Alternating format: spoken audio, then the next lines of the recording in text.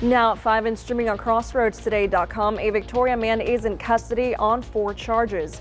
And the latest developments in the killings of 2 Kansas women who went missing on their way to a birthday party. Plus, we continue following the latest developments in former President Donald Trump's criminal hush money trial. Well, the sun finally broke through all the cloud deck. Saw a little bit of sun getting us on the warm side of things. Still, for the weekend, I expect a few rain showers. We'll be talking about that coming up in a moment.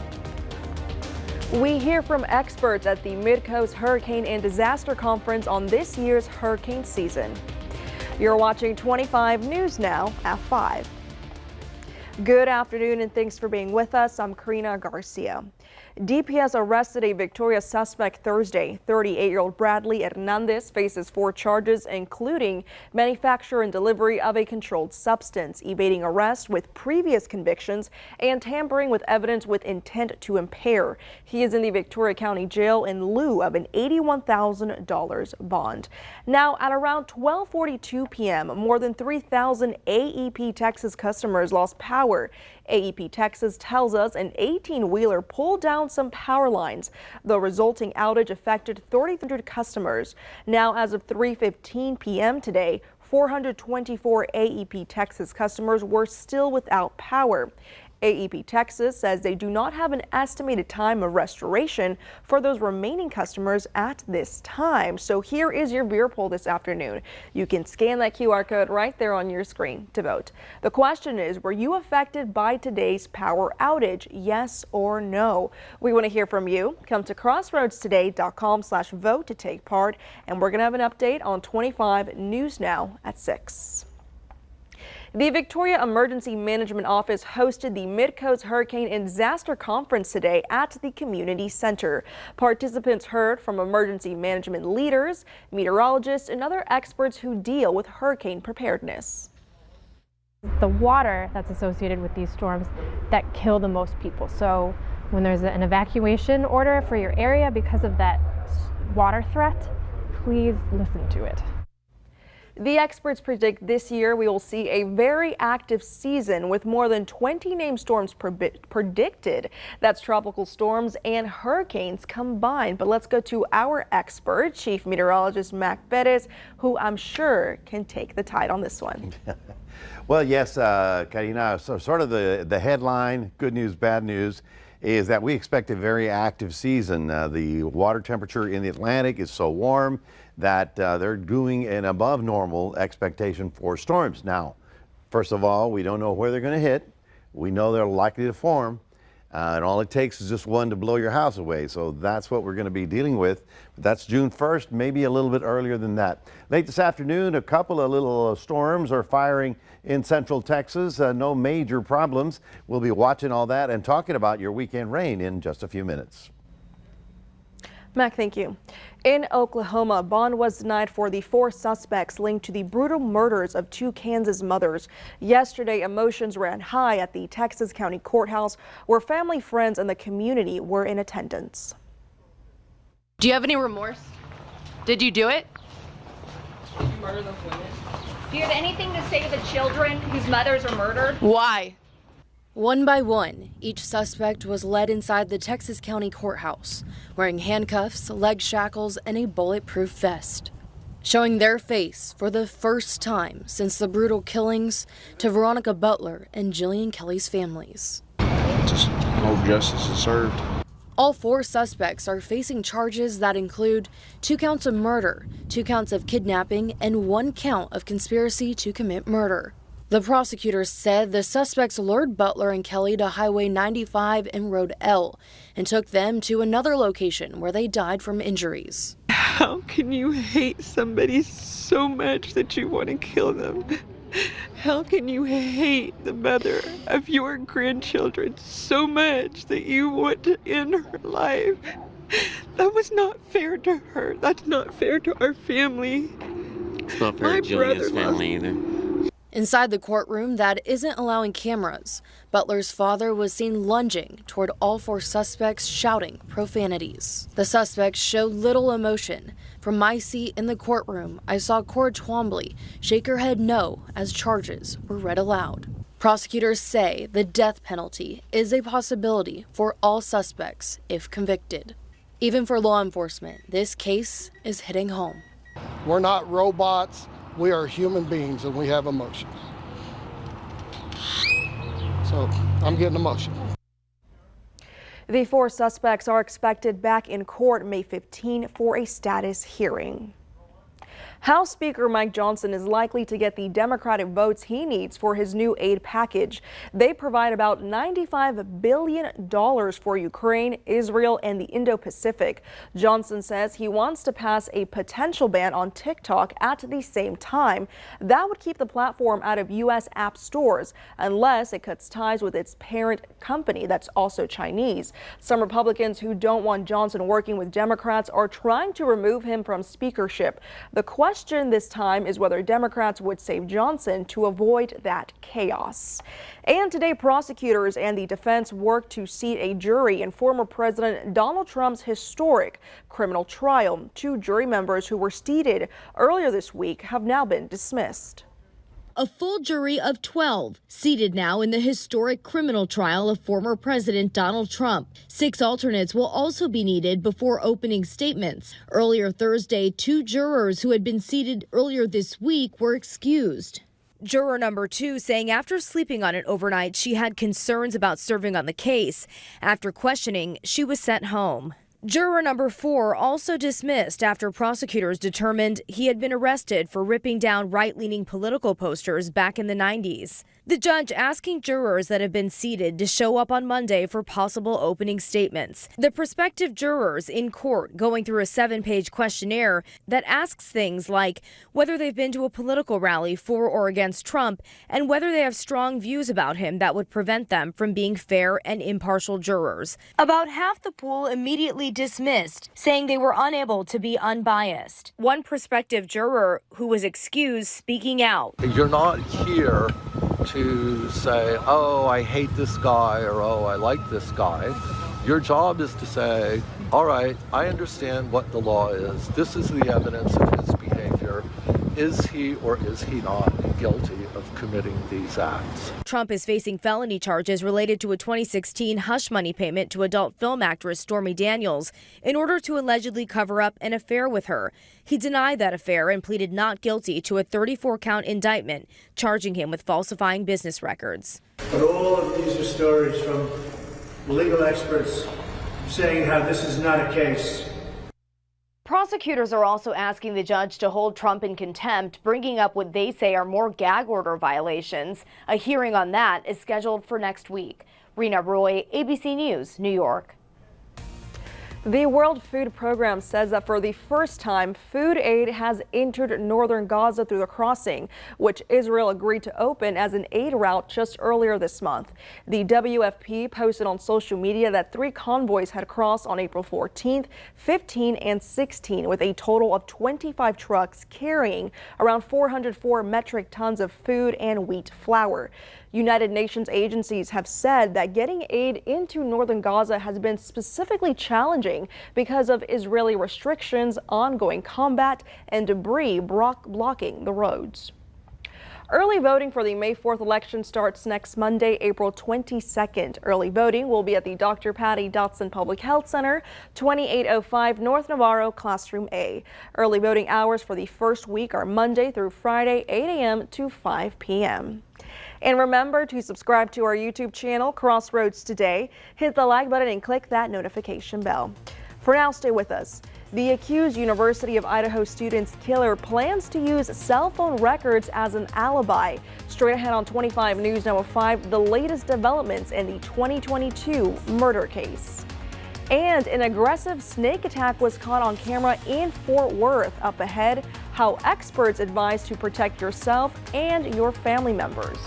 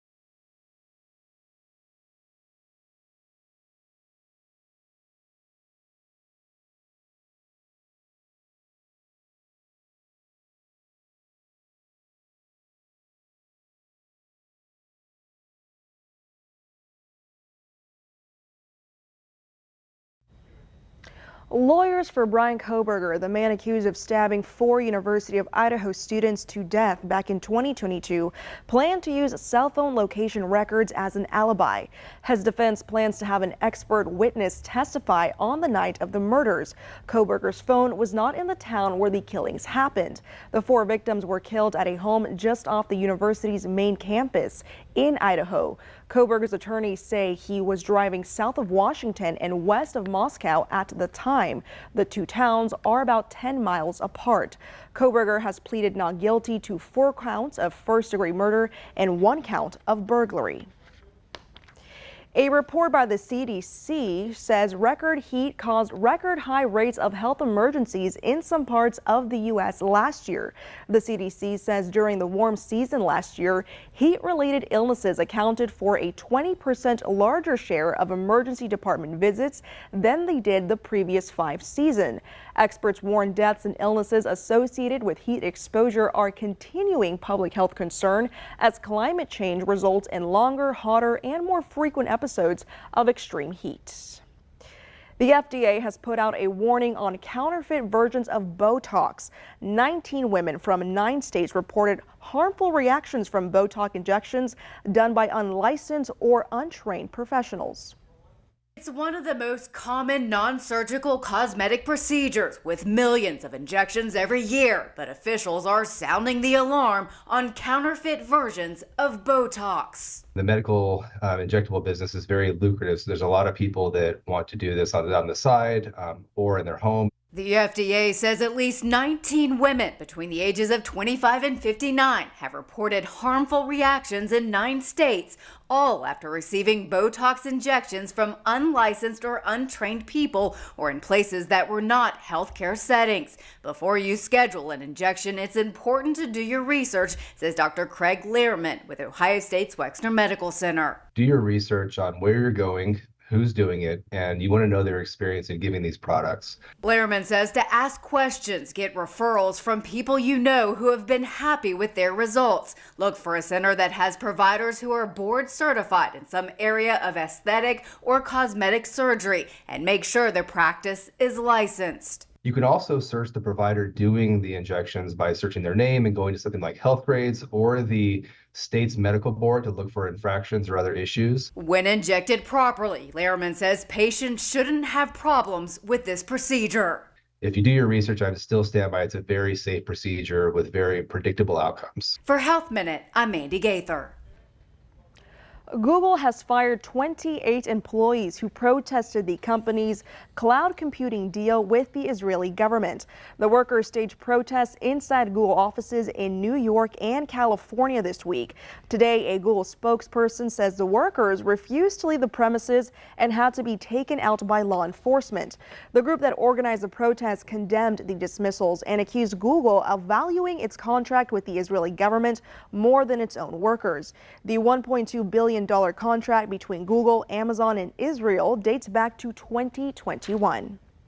And it's that time of year again. Snakes are making their presence known across Texas.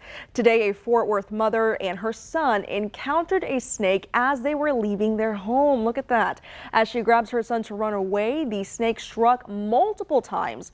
They both have bruises from where they tripped and fell running for safety. North Texas is home to several venomous and non-venomous snakes, and experts say you should do your best to stay calm and avoid moving fast. They also recommend keeping your lawn trimmed and cleared of debris around this time of year. Yeah, it's hard to sit there calmly and say, is that a venomous or a non-venomous? Yeah, at that moment, I'm running. Let me open the book and see which one it is. Good afternoon, everybody. Some sun finally showed up, warmed our temperatures up a little bit. We're at 84 right about now, and our high temperature, let's see what it came in at, officially 86. So tomorrow, we're looking for about as much sun, so that should be probably 87, 88, and that's your Friday. It's on Saturday when the rain starts to roll into the area. We'll be talking all about that coming up in just a few minutes. Stay tuned.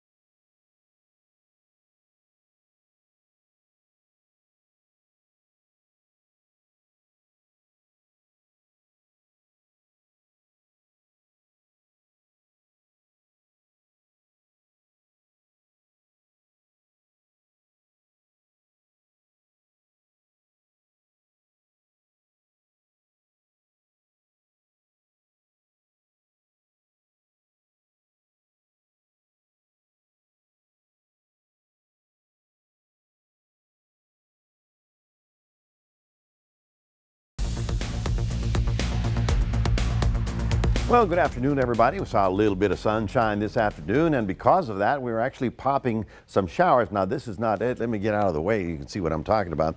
We're right about there, down toward Matagorda and heading on to Bay City. As you can see right there, one or two little showers popped up this afternoon because of the heating. It finally showed up. Now you can see where Dallas is. You can see where Victoria is. And there is some activity out in East Texas, but right about here, central part of the state, some big stuff is beginning to fire right about now that we're going to have to watch for the night. I don't believe it's coming in this direction, but it's just say we're going to have to watch it. So let's take a look at it. Now you see, Victoria right about here. And so let's go to the big picture, and you can see all this area is now under a severe thunderstorm watch. This just happened 10 minutes ago, and right about here, real close to the I-35 corridor, you've got a big storm popping right there near Brownwood and headed basically to this area. So along I-35, that's who has to be more concerned about it. We're a little bit distant, that's okay, but we're going to watch that because this activity, you can see right there, is going to be drifting in this direction. Now it'll start collapsing once the sun goes down, but we still got maybe 2 hours of sunshine before it actually collapses. Your temperatures on your Friday getting up to 84, 86, then 84 on Saturday, but that's when the front comes through and then it knocks your temperature down for a couple of days. That'll be very nice over the weekend. The front is already up north. In fact, that's where the storms are beginning to fire. Notice the 80s right about here, and then all of a sudden we drop down into the 70s and they're in the 60s up north in the Panhandle. So very nice. It is a slow moving front. So even though it's here on Thursday, Friday it'll start moving a little bit farther south, and eventually it'll get through our area sometime on Saturday night. All right, so here's what we expect in Future Tracker. Everything along I-35. You see how it does move through, but it does collapse pretty quickly tonight. Therefore, tomorrow we're going to see kind of the same similar pattern. You know, this heating caused by the sun, obviously, is allowing the stuff to start popping now that we have a little bit more open space. But it's on Saturday when we see that activity start rolling toward us, and we are pretty sure that it'll be here Saturday night. So if you got plans for Saturday, just consider that Saturday evening, probably sundown, 6 o'clock, we'll see some of that rain come in. But by Sunday morning, it'll all be gone. The frontal system will blow through here. That's Friday. Then Saturday it comes through. And then on Sunday, you can see how it all sort of goes away, and then high pressure builds in for a couple of cool days behind that. So here's your extended outlook, and first of all, your day planner for the Port Lavaca area. Looking cloudy in the morning, then a little bit of sun, more than we've had, and that gets you up to about 82. In Cuero, a little cloud cover in the morning, but then more sun in the afternoon, and that gets you up to about the low 80s. But your 7-day, that's the one that has all that stuff in it. We're looking for a pretty good Friday. It's Saturday night when the front comes through. By Sunday afternoon, certainly by noontime, it'll clear up and we should have a fairly nice afternoon on Sunday. That is your 7-day forecast, reminding everybody we do have a QR code. Love for you to scan that. Put Crossroads Today on your phone. Here's Karina. Thank you, Matt. Coming up next on 25 News Now 5, we're going to take a look at your stocks. Plus, 4 states reported 911 outages last night. The latest conditions straight ahead.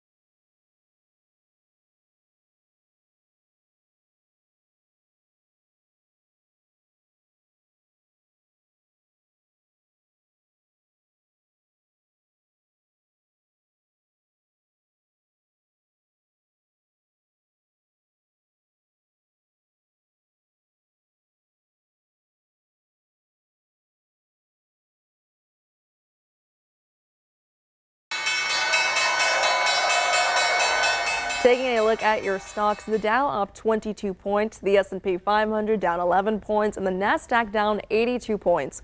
Oil up 4 cents, closing at $82.73 per barrel. 911 call outages were reported in several cities in at least 4 different states last night.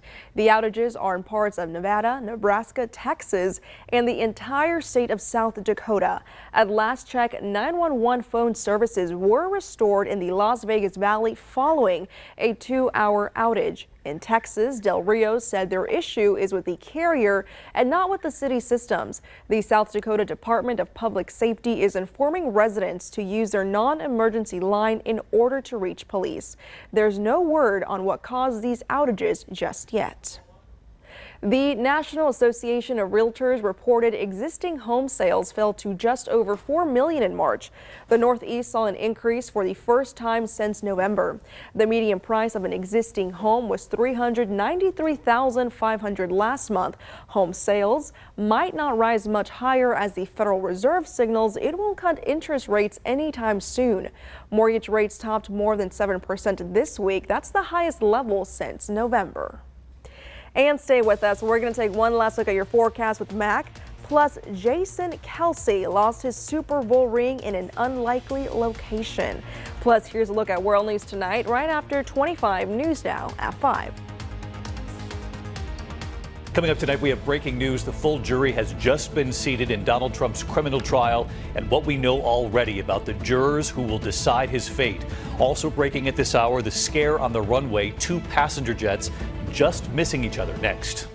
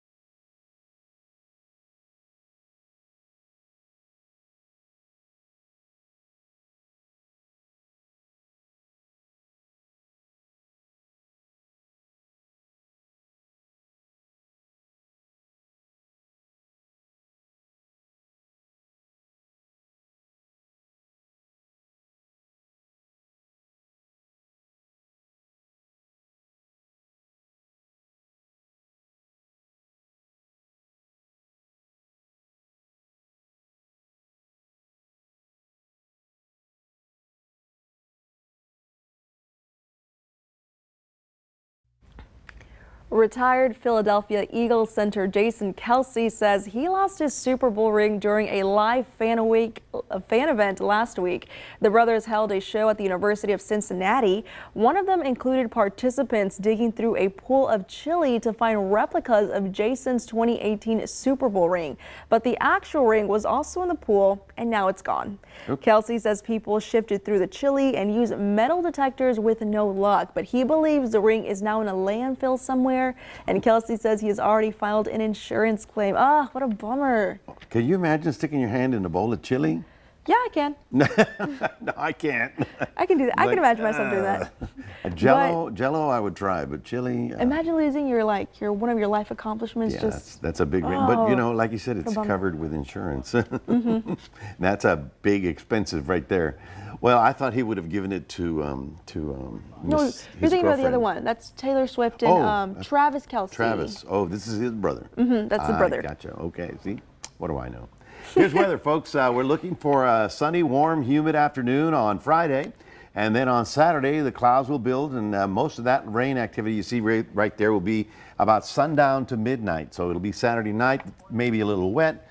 But the good news, it's clearing and a little cooler by Sunday. Alrighty, thank you, Mac, and thank you for being with us. We hope to see you back here tonight for 25 News Now at 6.